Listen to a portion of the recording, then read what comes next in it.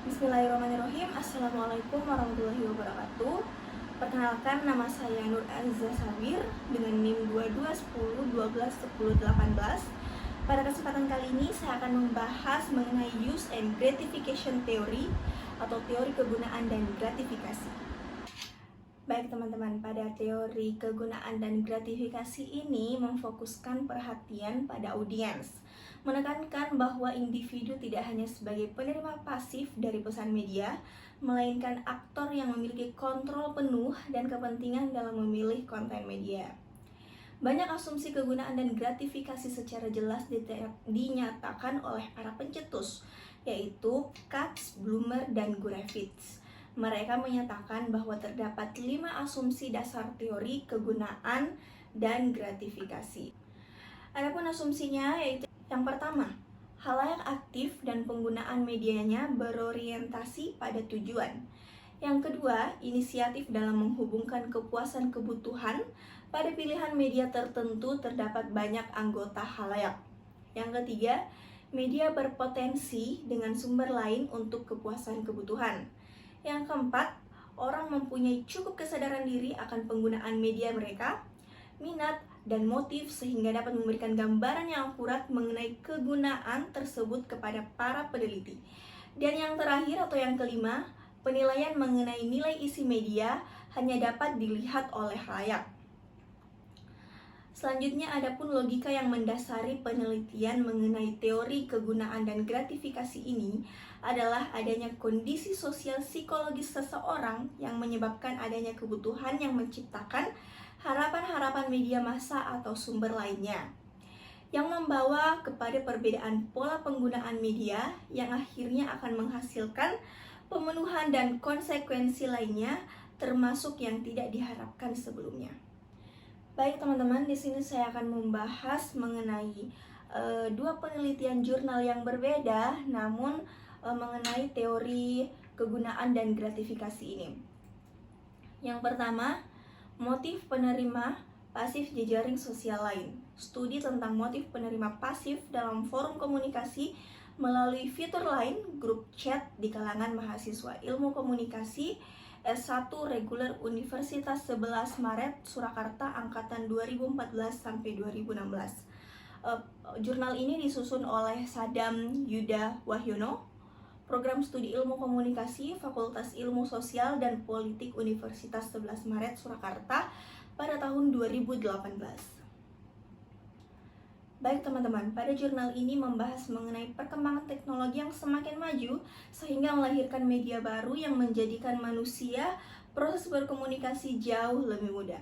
Namun di tengah zaman mudah itu dilakukan melalui media baru, muncul fenomena baru yang disebut dengan passive receiver, yaitu pasif penerima mengacu pada individu yang menggunakan media tetapi tidak memberikan umpan balik kepada komunikator. Fenomena ini menjadi suatu permasalahan di mana proses komunikasi membutuhkan umpan balik untuk setiap pesannya. Penelitian ini menggunakan teori kegunaan dan gratifikasi sebagai teorinya. Metode yang digunakan dalam penelitian ini adalah deskriptif kualitatif. Data penelitian ini diperoleh dari wawancara mendalam terhadap orang yang diwawancarai dengan tekad yang bulat. Keabsahan data penelitian ini menggunakan metode triangulasi. Hasil penelitian ini menunjukkan bahwa motif penerima pasif di forum komunikasi grup menggunakan line grup chat dibangun dengan alasan itu dibahas dalam setiap kategori dari teori kegunaan dan gratifikasi. Alasannya adalah ditemukan terkait dengan selektivitas media, keterlibatan media, tujuan, dan kebiasaan media kegunaan. Alasan yang paling banyak diperoleh berkaitan dengan kebutuhan informasi, emosional, dan faktor sosial dari masing-masing individunya. Apalagi faktor terlambat datang, keterlibatan dalam grup chat juga menjadi salah satu faktor yang paling mempengaruhi orang diwawancarai memiliki motif untuk menjadi penerima pasif dalam sebuah kelompok. Jurnal yang kedua yaitu kegunaan dan gratifikasi konten perempuan muslim di situs online pada audiens.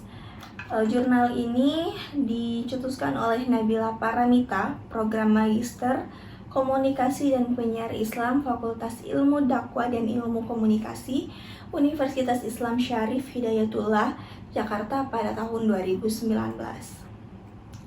Konten perempuan muslimah yang ditampilkan di media, penelitian banyak menggambarkan konstruk konten perempuan dari sisi produksi media.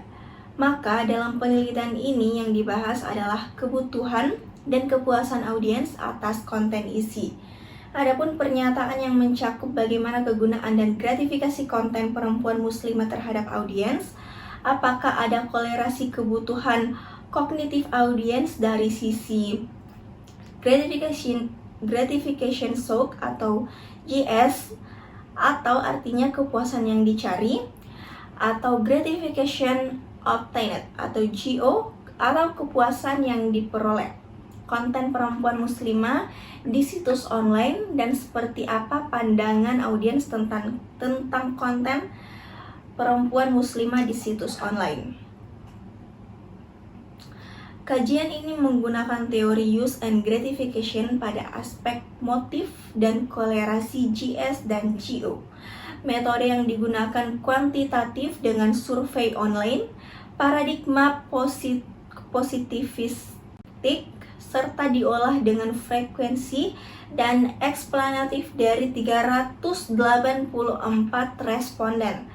Hasilnya sebanyak 242 audiens perempuan merasa puas akan informasi dan keunggulan konten perempuan muslimah di situs online.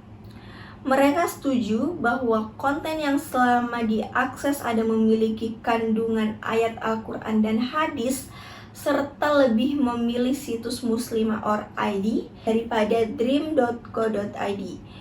Dari sisi kognitif audiens antara GS dan GO, audiens bersikap puas terhadap konten penampilan hijab, jilbab, fashion hijab dan muslimah, dan peran perempuan terhadap sosial dan keluarga. Alasan audiens dalam mengembangkan situs online, mereka lebih membutuhkan konten yang seimbang, yaitu mengedukasi baik dalam hal menutup aurat, informasi ibadah dan kebutuhan batin pada Tuhan, serta perempuan dalam masyarakat dan keluarga sebagai istri dan ibu. Baik teman-teman, di sini yang terakhir saya akan memberikan contoh penerapan teori use and gratification ini pada tayangan Tonight Show di Net TV. Di sini saya menggunakan teori use and gratification sebagai contoh dan penerapan saya dalam mengkaji atau meneliti program ini. Orang-orang menggunakan media untuk hiburan. Mereka menonton film dan acara TV atau mendengarkan musik untuk bersantai dan melepaskan diri dari rutinitas sehari-hari tentunya.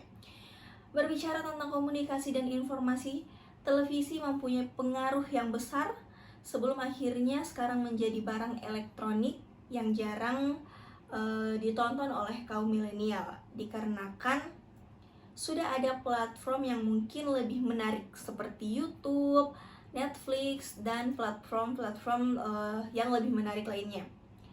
Sekarang program TV memang lagi berlomba-lomba dalam menyampaikan tayangan yang menarik agar dapat balik ke tontonan channel mereka, mulai dari reality show, variety show, game show, talk show, dan masih banyak hiburan-hiburan lainnya. Setelah saya menonton berbagai macam TV yang dihadirkan channel hiburan, Tonight Show yang menjadi channel yang menurut saya paling menarik sehingga ada kepuasan bagi saya pribadi yang menonton. Maka dari itu disitulah penerapan teori use and gratification saya pada tayangan Tonight Show di Net TV. Mungkin sekian saja presentasi saya pada kesempatan kali ini. Saya persilahkan kepada teman-teman jika ada yang ingin disampaikan, ada yang ingin dipertanyakan, atau ada yang ingin ditambahkan, boleh banget untuk tulis di kolom komentar di bawah. Terima kasih. Assalamualaikum warahmatullahi wabarakatuh.